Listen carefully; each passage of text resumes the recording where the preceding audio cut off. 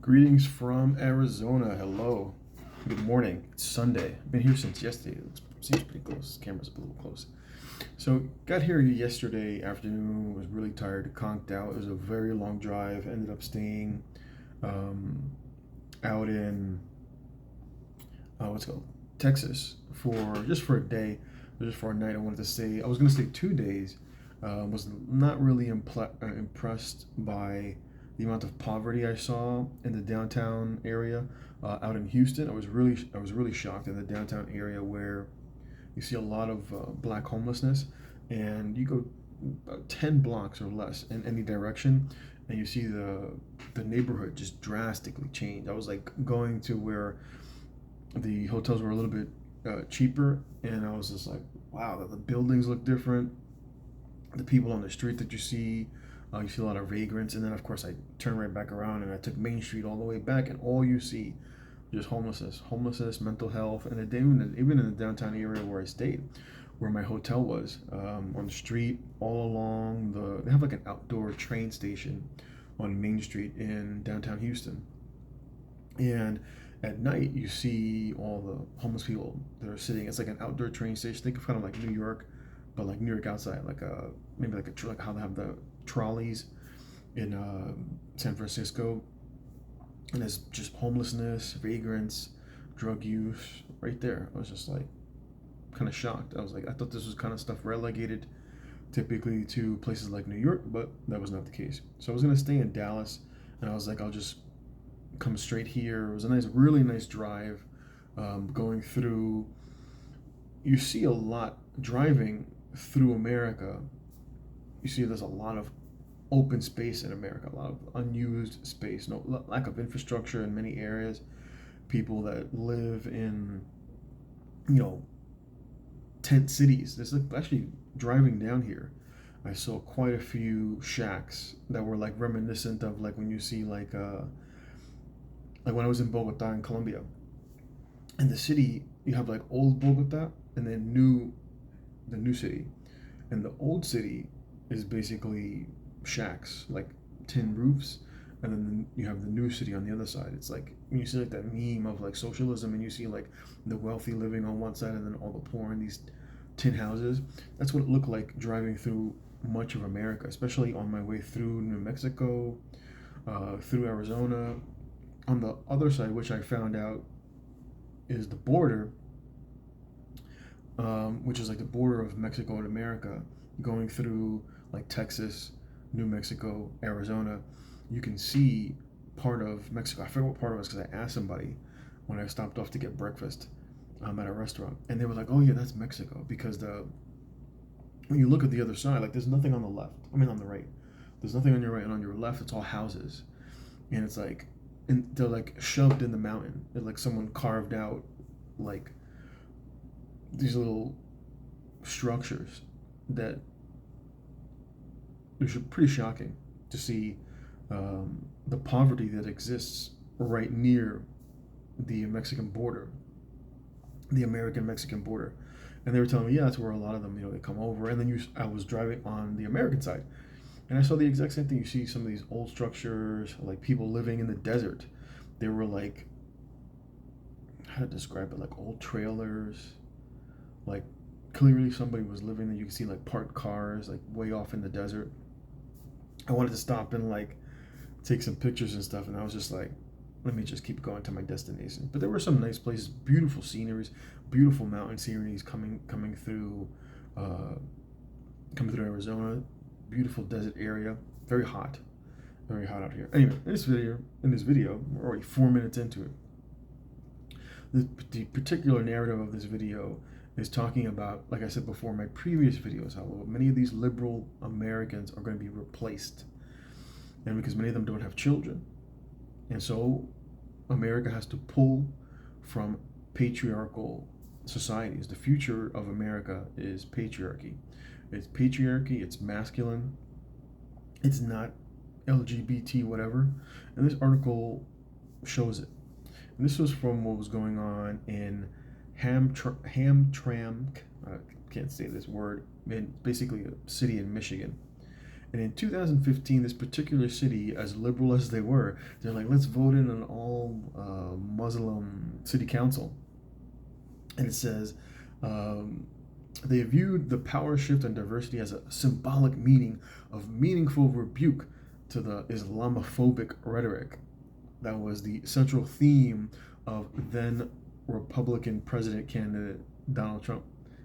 It says this week many of the same residents watched in dismay as a now fully Muslim and socially conservative city council passed legislation banning pride flags from being flown on city property that had, like many others, been flown around the country, been intended to celebrate. So they basically banned Pride Month.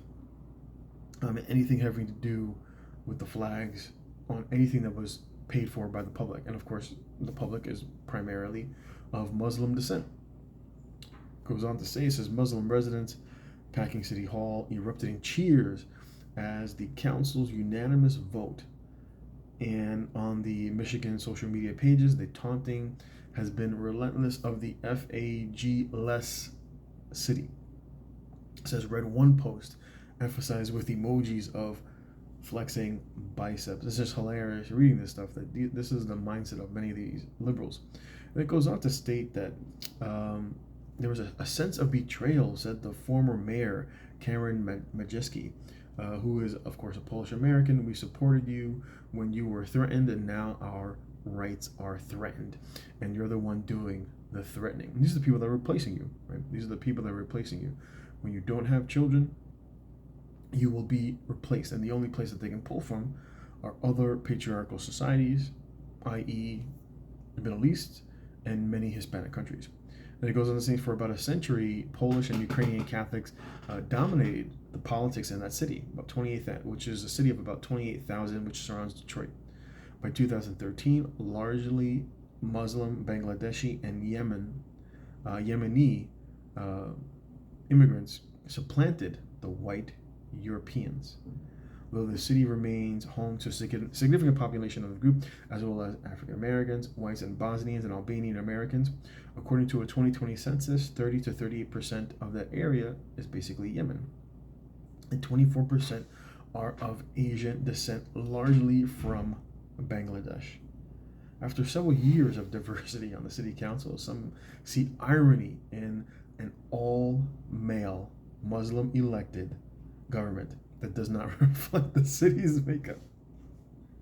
This is the revolution, which also prohibits the display of said flags with ethnic, racist, and political views, comes at a time when the LGBT plus rights are under assault worldwide, and other cities have passed similar bans, with the vast majority driven by often white politically conservative Americans. This is while the situation largely evolved in its own local dynamics. Some outside right-wing agitators connected to national Republican groups have been pushing for the ban.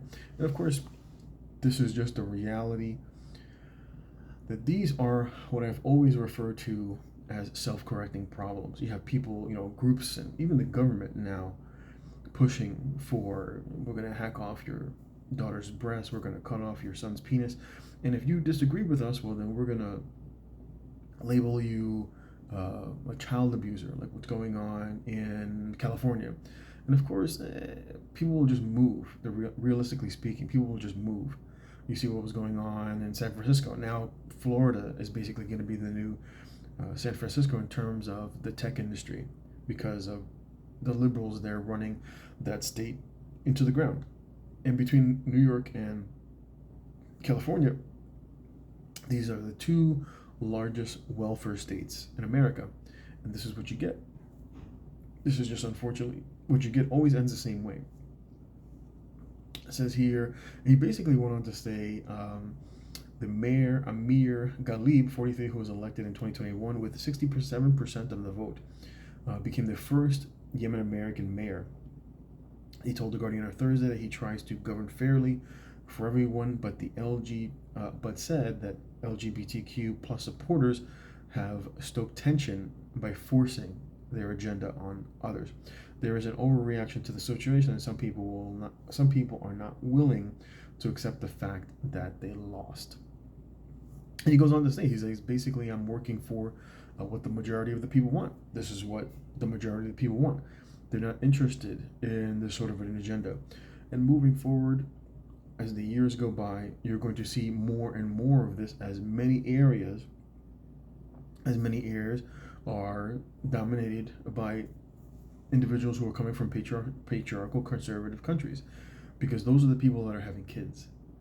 And if you don't replace yourself, you will be replaced. This is why I said before, 51% of all births in America now are Latino.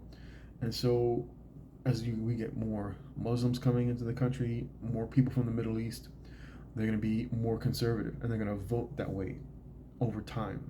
Doesn't mean that you still won't see a push for socialism, but as the boomers die off and you see Gen Zers not pushing into the workplace, millennials not pushing into the workplace, where you'll see more conservative, hardworking individuals who are coming from different regions, will basically take the country into another direction. It will take time, but these are self-correcting, because these people, can't reproduce themselves, right? They live lives of homosexuality, transgenderism, mutilating their bodies. These people, not only do they have more issues with mental health. I mean, as a nurse, whenever I see these people in the hospital, always mental health issues, schizophrenia, anxiety, depression, PTSD. They typically have the works. Bipolarism, manic depression. You often see this. Drug abuse, polysubstance abuse, alcoholism, in and out of the house. These are not the healthiest of individuals. And so, as the Bible says, they reap what they sow.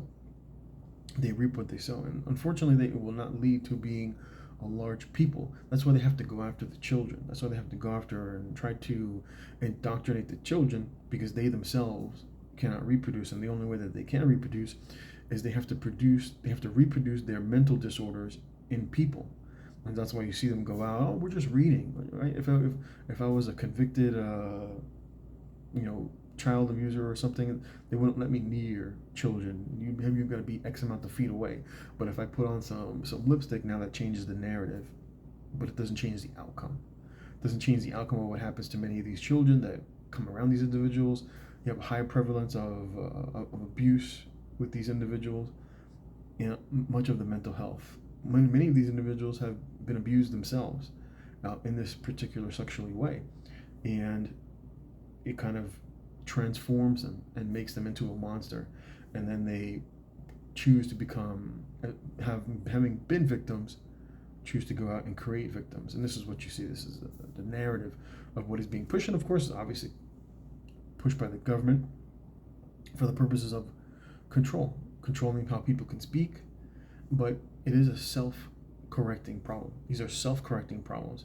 You live foolishly, you will reap what you sow. You sow with a view to the flesh, you'll reap corruption from the flesh. You sow with a view to the spirit, you reap life from the spirit.